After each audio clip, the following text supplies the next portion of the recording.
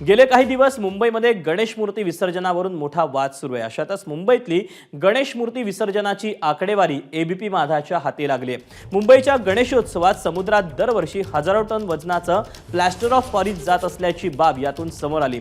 मुंबईत केवळ 10%च शाडू मातीच्या तर 90% मूर्ती पीओपीच्याच असल्याचं वास्तव समोर आलं। मुंबईत दरवर्षी जवळपास 1,88,300 पीओपी गणेश मूर्तींचं विसर्जन होतं। त्यातही कृत्रिम तलावात 1,846 टन वजनाच्या पीओपी मूर्ती विसर्जित होतात, तर दरवर्षी गणेशोत्सवात 4,500 टन प्लास्टर ऑफ पॅरिस मूर्ती विसर्जित होत असल्याची बाब समोर आली आहे। यंदा कोर्टानं पर्यावरणाच्या मुद्द्यावर पीओपीच्या मूर्तींवर बंदी घातली आहे। तसं पत्रकच मुंबई महानगरपालिकेकडून काढण्यात आलं आणि याच विरोधात मूर्तिकार संघटना या बंदी विरोधात एकवटलेल्या असताना पीओपीच्या मूर्तींची आकडेवारी आता समोर आली आहे।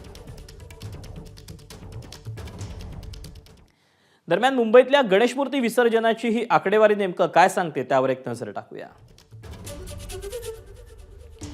घरगुती गणेश मूर्ती 1 ते 1.5 फूट उंचीची असते। त्यासाठी साधारणपणे 8,65,000 किलो पीओपीचा वापर होतो। घरगुती मूर्तींची संख्या 1,73,000च्या घरात आहे। घरगुती मूर्तींची संख्या 1,73,000 घरात असल्याची माहिती आता बाब तशी समोर आलेली आहे। तर घरगुती गौरी मूर्ती यांच्यासाठी साधारणपणे 30,000 टन इतक्या पीओपीचा वापर होतो। पीओपी गौरींच्या मूर्तींची संख्या 6,000च्या घरात असते।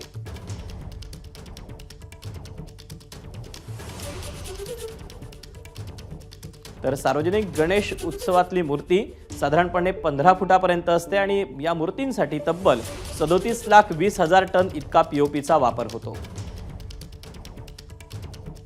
सार्वजनिक गणेशोत्सव मंडळाच्या मूर्तींची संख्या जवळपास 9,300 इतकी आहे। दरवर्षी 1,88,300 पीओपी मूर्तींचं विसर्जन होतं। यासाठी 46,15,000 किलो पीओपीचा वापर होतो।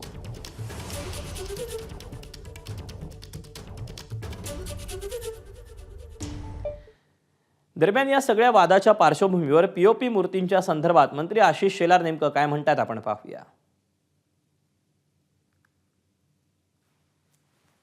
सरकारची भूमिका की आम्हाला याचा अभ्यास करायचा आहे, काकोडकरांचं उत्तरही आहे आणि जोपर्यंत हा मूळ विषय पीओपी दूषित करतो आणि विषारी आहे याचा निकाल लागेपर्यंत बंदी अयोग्य आहे ही भूमिका किंवा अशा स्वरूपाच्या भूमिकेला मदत किंवा अशा स्वरूपाची आमची कॉन्शियस भूमिका ही आम्ही कोर्टासमोर मांडू।